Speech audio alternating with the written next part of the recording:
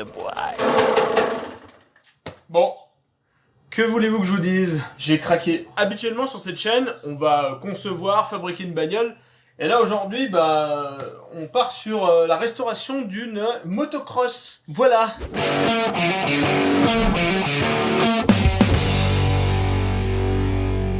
Bonjour à tous, on part sur une restauration en 3 épisodes les potes. J'ai trouvé en vente cette motocross KTM de 125 cm3 de 2003 pour une bouchée de pain. Forcément, elle n'est pas dans sa meilleure forme et a besoin d'un bon petit coup de Foxé propre. C'est parti! Vous ne le savez peut-être pas, mais j'adore la moto depuis tout petit. Je crois que j'ai eu ma première motocross à l'âge de, je sais plus, 10 ans. À l'époque, j'en faisais dans les champs avec des potes, c'était super cool. Ensuite, à 14 ans, j'ai eu le BSR, j'ai eu une mobilette, donc une 103 RCX il me semble. Ensuite j'ai eu une 50 à boîte, donc une Derby. Ensuite j'ai eu le permis et je me suis acheté une Suzuki SV. Et aujourd'hui je suis l'heureux propriétaire de cette KTM EXC 125 de temps. J'ai toujours voulu avoir ce genre de moto mais sans en chercher réellement. Et il n'y a pas longtemps, j'ai eu une super occasion, vraiment à un prix imbattable, surtout le prix que ça vaut, ce genre de truc. C'est un truc de ouf aujourd'hui, ça coûte plusieurs milliers d'euros, même dans un état tout pourri. Et là, j'ai trouvé un peu la perle rare, et comme vous le voyez,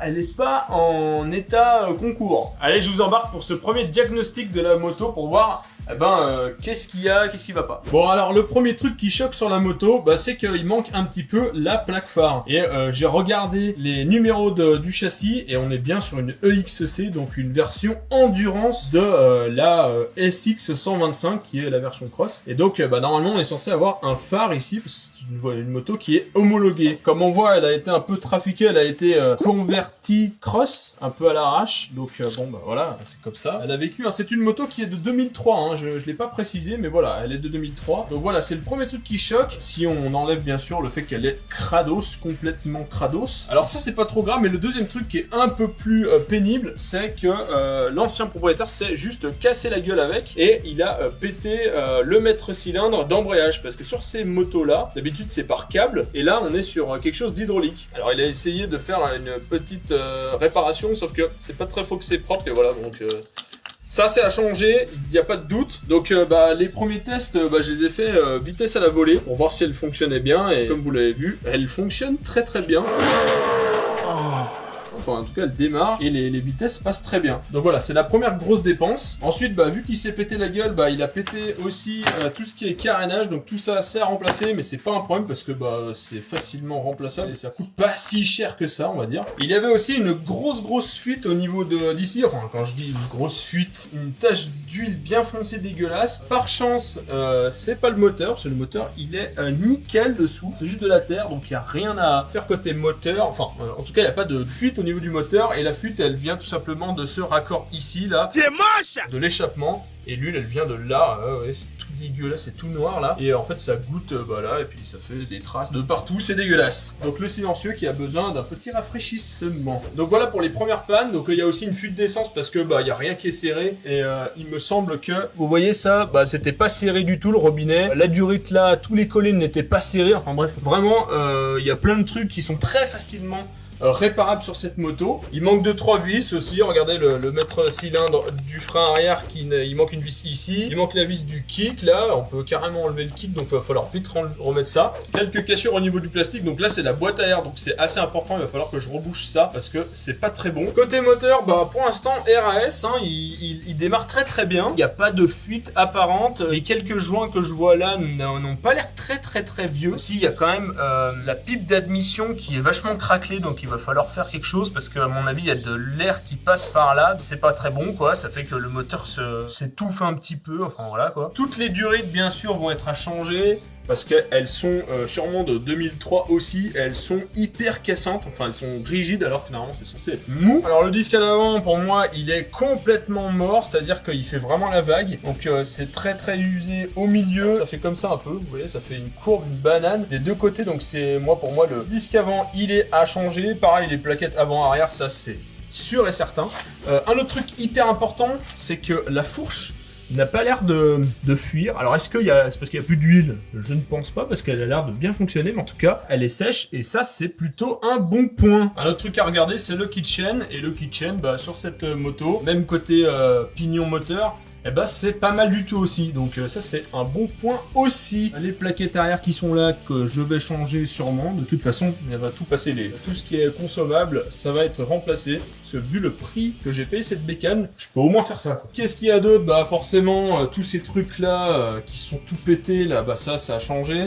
Ça, c'est un peu passé aussi, donc je vais le changer. En fait, l'idée là, c'est vraiment de faire une moto la plus propre possible, presque sortie de l'usine. J'ai toujours rêvé d'avoir presque une moto neuve en 2 temps, et ça sera celle-ci. J'ai eu des petits soucis aussi avec cette durite là. En fait, sur cette moto, j'ai l'impression que tous les colliers ont été desserrés, ils étaient pas serrés du tout. Et quand on a fait les essais, à un freinage, bah, cette durite là d'eau, donc de refroidissement liquide, elle s'est barrée et tout le liquide a tombé. Enfin bref, c'était le bazar. En fait, l'idée, c'est vraiment de démonter la moto entièrement. Donc, faut que le cadre soit à nu. Et donc, le truc, c'est de démonter chaque pièce et de les nettoyer et de les passer dans une machine qui est très cool. C'est le Super Bac à ultrasons. Voilà, j'ai acheté 2 tailles. J'en ai un gros et un petit.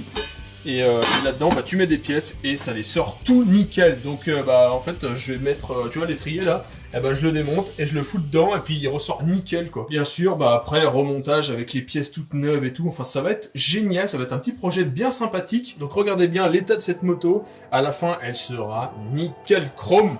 Faut que c'est propre.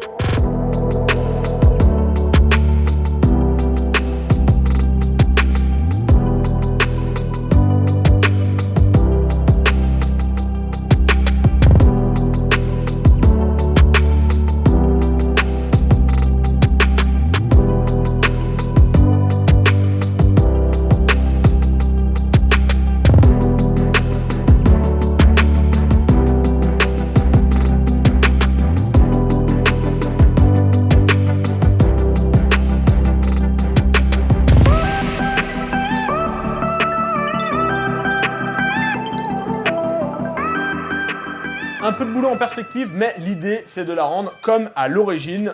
Tada, hein. En plus ça tombe bien car ce modèle c'est pour moi l'exactitude de ce à quoi doit ressembler une KTM de cross. Et on est parti direction l'atelier pour ouvrir les tripes de cette meule.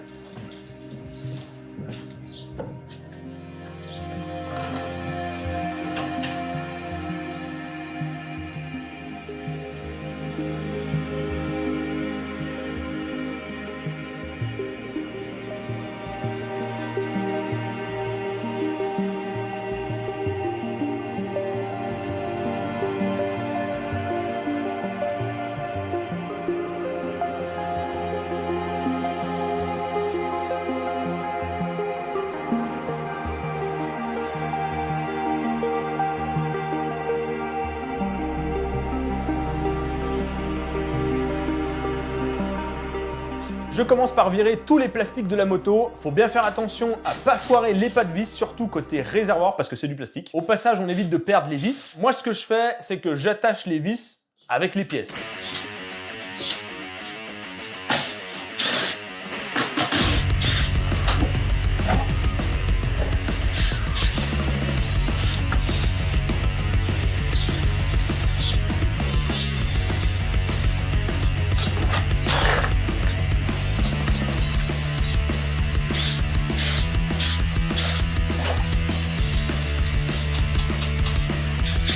On se retrouve avec une moto complètement à poil et on voit toute la mécanique.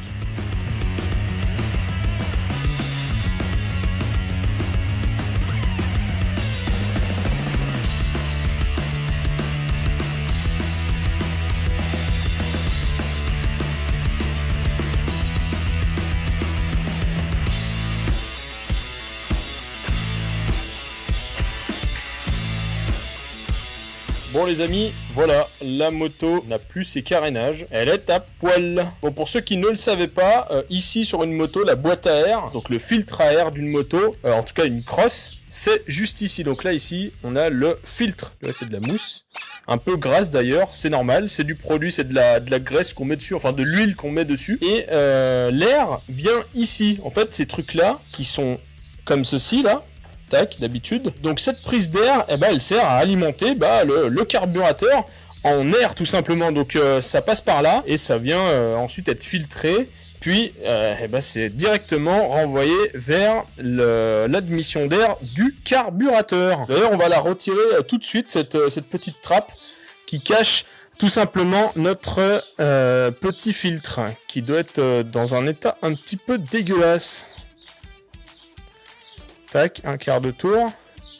Et là, on a notre filtre qui devrait être derrière. Voilà, le filtre est ici. Il est bien crade. Après, c'est mieux que lui soit crade que le carburateur, on va dire. Hein.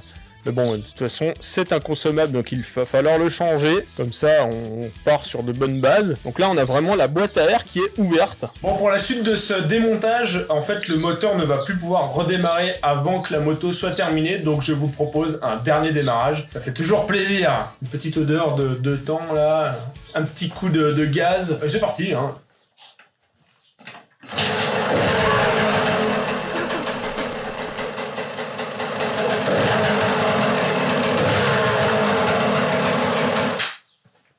C'est parti pour le démontage.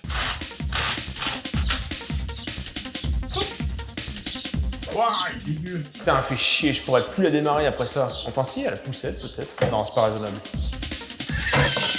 Le réservoir est pas tenu par grand chose, mais un truc à bien anticiper, c'est la durite qui va au carbu. Parce que celle-ci, elle va t'en foutre de partout, hein, si tu l'oublies.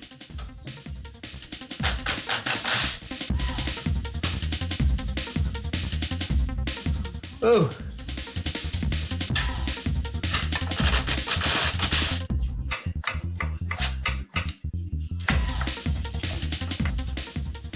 Bon, pour l'instant, tout se passe bien, hein. Je m'attaque au démontage de la boucle arrière qui sert notamment à poser notre cul sur la moto, hein, c'est pas une boucle arrière. Et là, petit quiz technique, un écrou hexagonal monté dans un trou hexagonal pour bloquer sa rotation en gros, est-ce que ça marche bien? Vous allez me dire, oui mais c'est le principe d'une clé en fait, hein. Une clé c'est hexagonal, c'est un trou hexagonal pour serrer un boulon, ça marche très bien. Oui mais maintenant imaginez, votre clé n'est pas en acier, mais en alu, et qui plus est de l'alu de merde, oui. Ah.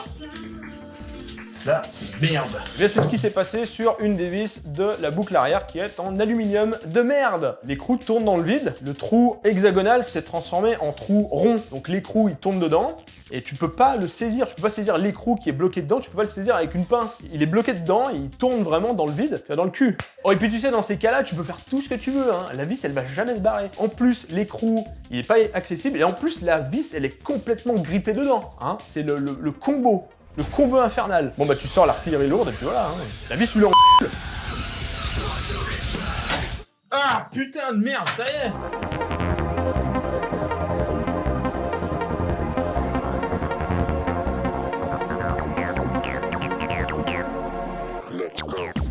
Visiblement cette boucle arrière ne veut pas coopérer avec moi.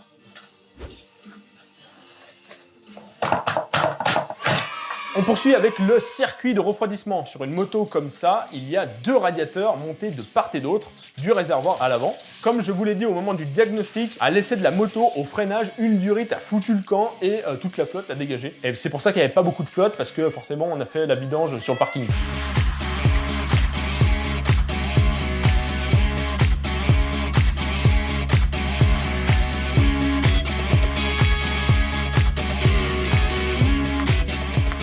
On s'attaque aux commandes. Je retire le carburateur et sa commande de gaz. Je précise encore que les pièces sont ensuite stockées correctement et avec leurs vis et accessoires. Il ne s'agirait pas de tout perdre comme un gros débile. Et pour le remontage, ça peut être utile. Une autre astuce encore, bon, moi, c'est un peu plus poussé car moi, je filme tout ce que je fais. Donc, je vous fais même une vidéo. Donc, bon, c'est pas le même délire. Mais quand vous faites des restaurations, prenez des photos. Plein de photos. Ça coûte rien. Vous avez un téléphone, donc prenez des photos.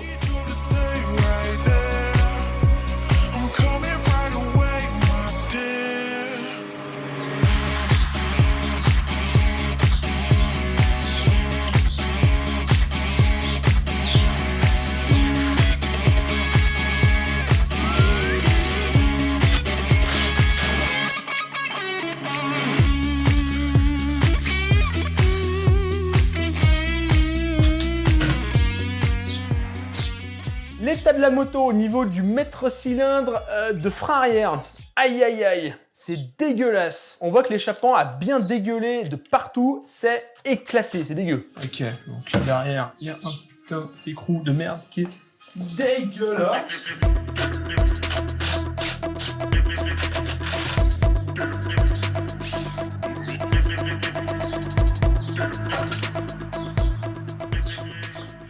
On retire aussi la durite d'embrayage car oui, chez KTM, la commande est hydraulique sur l'embrayage. Et c'est con parce que la poignée hydraulique est pétée et qu'une commande hydraulique chez KTM, ça coûte une couille. J'aime pas trop les voleurs et les fils de pute. On dégage le faisceau électrique. Encore une fois, même si c'est pas trop compliqué, on prend des photos, hein, ça ne vous coûte rien. C'est super pratique pour retrouver notamment les passages de câbles.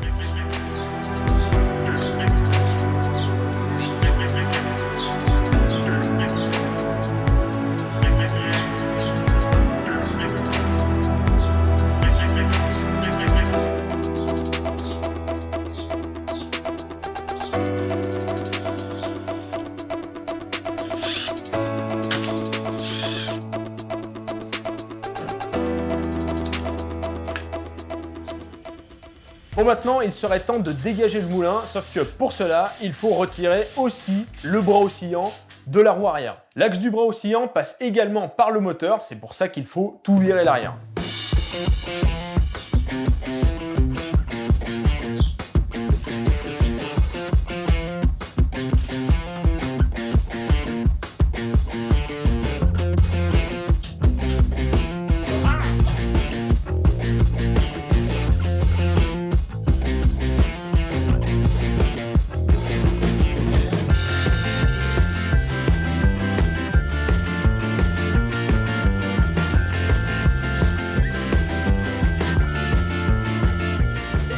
Bon bah après ça, il ne reste plus grand chose à retirer. Elle est encore plus à poil, enfin il n'y a plus rien quoi. J'ai acheté une moto, 3 jours après, il n'y a plus rien.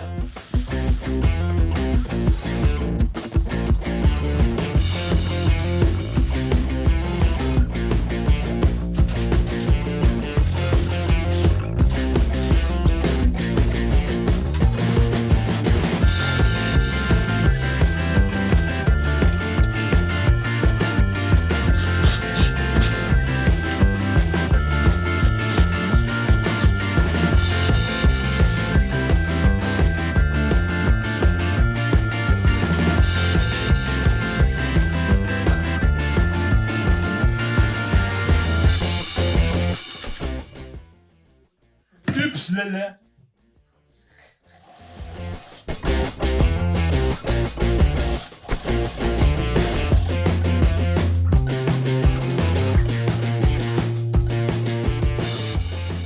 La suite dans le prochain épisode, on s'occupe du moteur parce qu'il y a un petit peu de travail dessus. Abonnez-vous pour ne pas manquer ça, likez et partagez la vidéo si vous l'avez appréciée.